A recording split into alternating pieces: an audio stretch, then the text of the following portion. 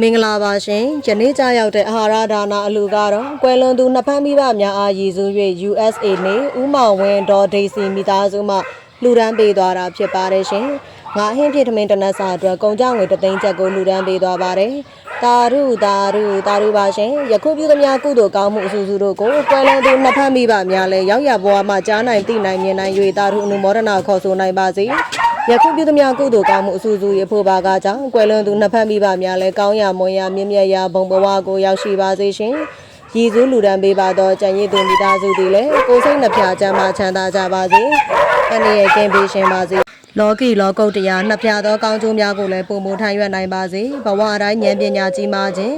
သင်စရာမြင်စရာကြားစရာတို့မှာအရေးအမွေပြယုံများဖြင့်ခဏတွင်ချင်းသိလွယ်တက်လွယ်သည်ဖြစ်ပါစေဘဝရည်မှန်းချက်များလည်းအခက်အခဲမရှိအောင်မြင်ပြည့်စုံကြပါစေထူးချွန်သောဉာဏ်အလင်းကိုရေကိုသွေးအရေးချင်းကောင်းများနှင့်ပြည့်စုံထွန်းတောက်ပါစေကောင်းခြင်းမင်္ဂလာအဖျားဖျားနှင့်ပြည့်စုံကြပါစေစက္ကန့်မလတ်မမေ့မလျော့သောတတိတရားဖြင့်ကောင်းမှု